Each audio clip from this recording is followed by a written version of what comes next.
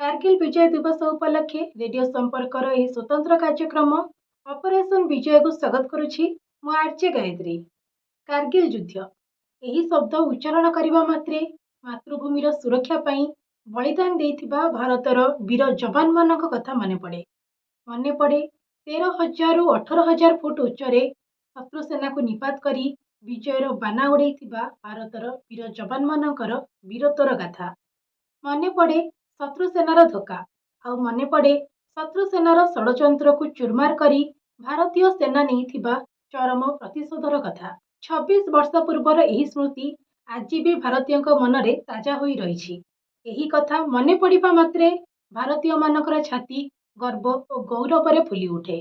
कारगिल विजय दिवस भारतीय सैन्य मानक पई विजयर दिन।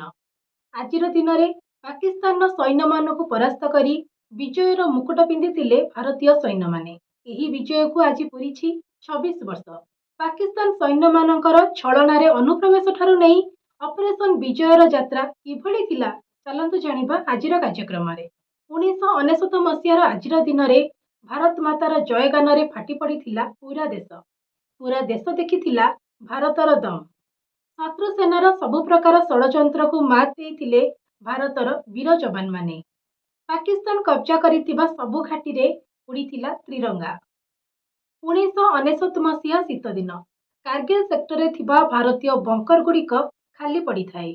यार सुजोग नहीं छद्मवेश आसी खाली पड़िथिबा भारतीय बंकर गुड़िक अख्तियार करि नेइथिले शत्रु सेना।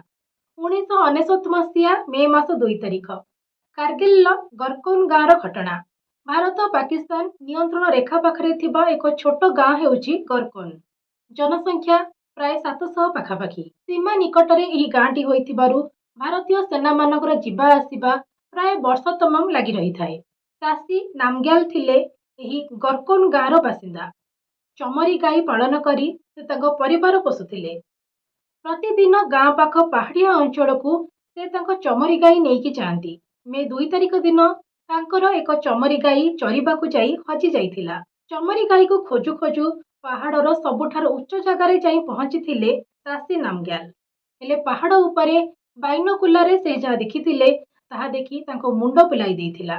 तत्क्षणात से गाँ निकट रे पेट्रोलिंग करुथिबा जणे जवान को जाई समस्त कथा कहिथिले जे पहाड़ ऊपर को 6 जण लोक पिठीरे किछि बोहिकी नहीं जाउछंती। किंतु जवान जनक तांको कथा को विश्वास करि नथिले। जवान जेतेबेले तासी नामग्याल को कथा को विश्वास करि नथिले से पुणी थरे पहाड़ ऊपर को जाइथिले देखिबा पाई। आ सेतेबेले से जहाँ देखिले ताहा चकित करितिला भली थिला। सेतेबेले आउ 6 जण लोक नथिले बरं थिले बहु संख्या रे अनुप्रवेशकारी। एथर तासीଙ୍କ कथा को जवान जनक विश्वास करिथिले एवं सीमा रे मुतयन होइथिबा भारतीय सेना तत्पर होई उठिथिले। कारगिल दिल्ली पर्यंत आरंभ होइथिला हलचल। नियंत्रण रेखार भारतीय अंचल मध्य को आतंकवादी सह निजर सैन्य मान को अनुप्रवेश कराइथिला पाकिस्तान। भारत विरुद्ध रे एक बड़ धरणर युद्धर षड़यंत्र रचिथिला पाकिस्तान।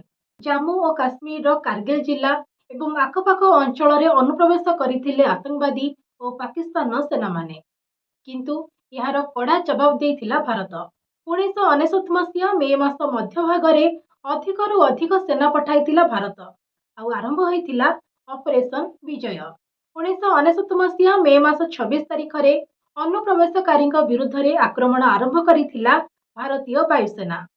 लेफ्टिनेंट नचिकेता को बंदी भावे नेइथिला पाकिस्तान। 6 जून नो कारगिल ले भारत पक्षरु आरंभ होइथिला एक बड़ धरणर अभियान। 29 जून ने टाइगर हिल दुईटी गुरुत्वपूर्ण पोस्ट उपरे कब्जा करिथिला भारतीय सेना। जुलाई 2 तारिख रे 3 मुखिया आक्रमण आरंभ करि देइथिला भारतीय सेना। जुलाई 4 तारिख रे टाइगर हिल को पुनः अधिकार करथिले भारतर जवान माने। जुलाई 11 तारिख रे भारतर जवान माने उड़ाइथिले विजयर ध्वजा। सेही दिन ही पाकिस्तान निजर सेना प्रत्याहार करिबा आरंभ करि देइथिला। जुलाई 14 रे भारतीय सेनार ऑपरेशन विजय सफल होइछि बोली घोषणा करथिले भारतर तत्कालीन प्रधानमंत्री अटल बिहारी वाजपेयी। जुलाई 26 तारिख रे पाक अनुप्रवेशकारी विरुद्ध रे संपूर्ण विजय घोषणा करथिला भारतीय सेना। यही विजय सह हिमालयर उच्च पहाड़ रे उड़ीथिला पुणी थरे त्रिरंगा। ଦୀର୍ଘ 60 ଦିନ ଧରି ଚାଲିଥିଲା ଏହି ଯୁଦ୍ଧ। ଆଉ ଏହି ଯୁଦ୍ଧରେ ଭାରତର 527 ଜଣ ଯବାନ ଶହୀଦ ହୋଇଥିଲେ। ଆଜି ବି ଭାରତର ଏହି ମାଟି ସେହି ବୀର ଯବାନମାନଙ୍କର ବଳିଦାନକୁ ଝୁରୁଛି। ଶହୀଦ ମାନଙ୍କର ସାହସିକତା ଆଉ ଦେଶ ପାଇଁ ବଳିଦାନକୁ ମନେ ପକାଇ ଆଜି ବି ଗର୍ବିତ ଅନୁଭବ କରୁଛି ସାରା ଦେଶ। କାର୍ଗିଲ ଯୁଦ୍ଧରେ ବିଜୟ ହାସଲ କରିବା ଏତେ ସହଜ ନଥିଲା। ସମୁଦ୍ର ପତନ ଠାରୁ 18,000 ଫୁଟ ଉଚ୍ଚରେ ଆଉ ରକ୍ତ ବରଫ ପାଲଟି ଗଲା ଭଳି ତାପମାତ୍ରାରେ ଶତ୍ରୁ ସହ ଲଢ଼ିବା ଏତେ ସହଜ ନଥିଲା। କିନ୍ତୁ ମାଟି ମାର ସୁରକ୍ଷା ପାଇଁ ଛାତିରେ ଗୁଳି ଖାଇ ବି ପଛକୁ ହଟି ନଥିଲେ ଭାରତର ବୀର ଯବାନମାନେ। ଭାରତୀୟ ଯବାନମାନଙ୍କ ପାଇଁ ସବୁଠାରୁ କଷ୍ଟକର ଥିଲା ଘାଟିର ଉପରକୁ ଚଢ଼ିବା। କାରଣ ଘାଟି ଉପରୁ ଆଖି ବୁଜା ଗୁଳି ବର୍ଷଣ କରୁଥିଲେ ଶତ୍ରୁ ସେନା। ଉପରୁ ଘନ ଘନ ଗୁଳି ବର୍ଷା ଆଉ ବୋମାମାଡ଼ ହେଉଥିଲା। ଆଉ ତଳେ ରହି ଏହାର କଡ଼ା ଜବାବ ଦେଉଥିଲେ ଭାରତୀୟ ସେନା। ଦୀର୍ଘ 2 ମାସର ରକ୍ତାକ୍ତ ସଂଘର୍ଷ ଆଉ ବୀର ଯବାନମାନଙ୍କର କଡ଼ା ଜବାବ ଫଳରେ ହାସିଲ ହୋଇଥିଲା ବିଜୟ।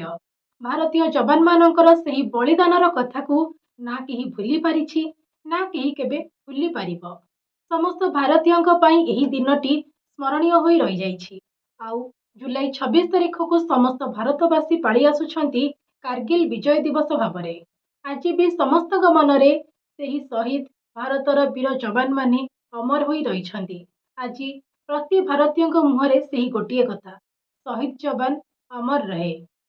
କାର୍ଗିଲ ଯୁଦ୍ଧରେ ଶହୀଦ ହୋଇଥିବା ସୈନିକମାନେ ଭାରତର ଇତିହାସରେ ସବୁଦିନ ପାଇଁ ଅମର ହୋଇ ରହିବେ। ତେବେ ଦର୍ଶକ ବନ୍ଧୁ, ସେହି ବୀର ଯବାନମାନଙ୍କର ବୀରତ୍ୱକୁ ସମ୍ମାନ ଜଣାଇ ରେଡିଓ ସମ୍ପର୍କ ପରିବାର ତରଫରୁ ଗଭୀର ଶ୍ରଦ୍ଧାଞ୍ଜଳି ଜଣାଉଛୁ। ତେବେ ଆଜି ତ ସମୟ ହୋଇଯାଇଛି। କାର୍ଗିଲ ବିଜୟ ଦିବସ ଉପଲକ୍ଷେ ଏହି ସ୍ୱତନ୍ତ୍ର କାର୍ଯ୍ୟକ୍ରମ ଅପରେସନ ବିଜୟକୁ ଏଇଠାରେ ରଖୁଛୁ। ବିଦାୟ ଦିଅନ୍ତୁ। ରହୁଛି। ନମସ୍କାର।